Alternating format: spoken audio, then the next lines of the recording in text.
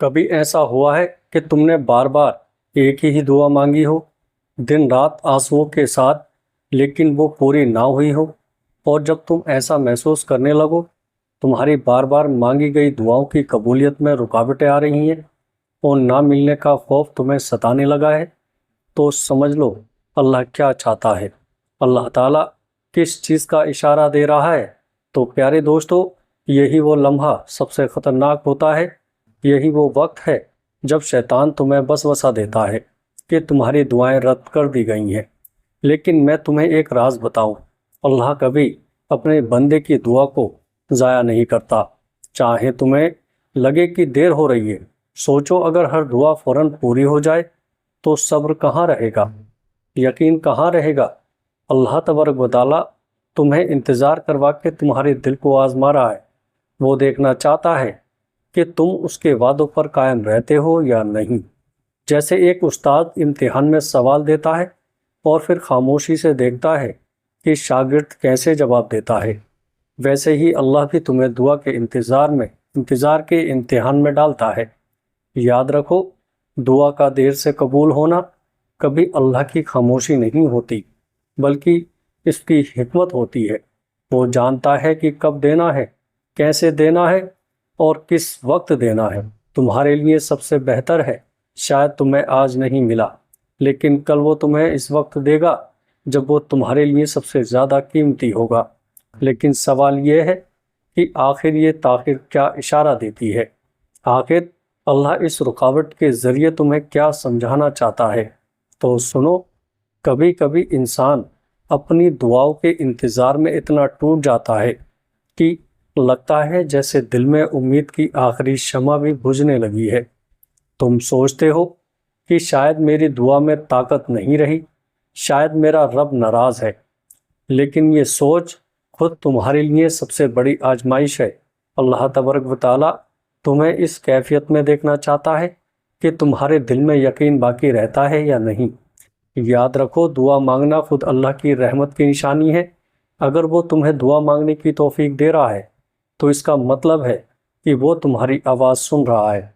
قرآن میں اللہ نے بار بار کہا ہے، پکارو مجھے، میں تمہاری پکار کا جواب دوں گا۔ پیارے دوستو، سوچو، وہ رب وہ خود تمہیں پکارنے کی دعوت دیتا ہے، پھر تم کیوں سوچتے ہو کہ وہ تمہیں نظر انداز کرے گا؟ اصل بات یہ ہے کہ انسان جلد باز ہے۔ ہم چاہتے ہیں جو دعا آج مانگی ہے وہ آج ہی پوری ہو جائے، لیکن اللہ تمہیں اس جلد بازی سے نکال کر صبر کی راہ دکھاتا ہے۔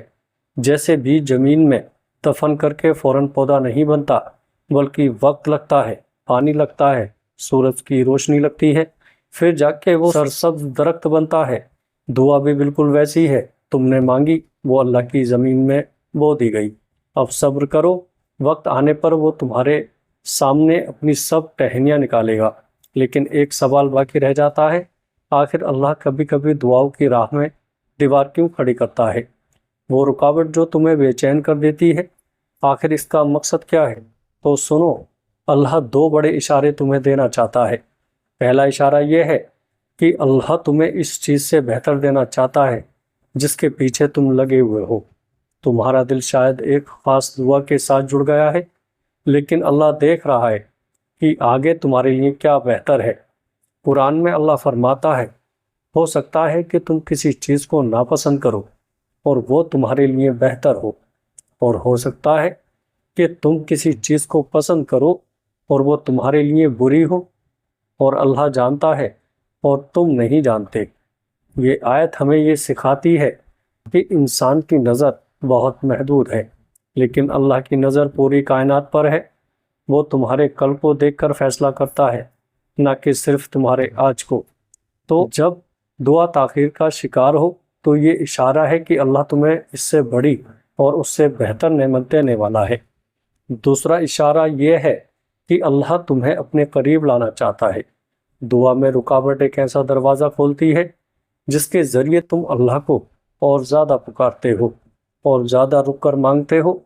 یہی وہ کیفیت ہے جو تمہارے دل کو نرم کرتی ہے اور تمہیں عاجزی سکھاتی ہے۔ اگر دعائیں فوراً پوری ہو جاتی تو شاید تم اتنے غریہ ازاری نہ کرتے۔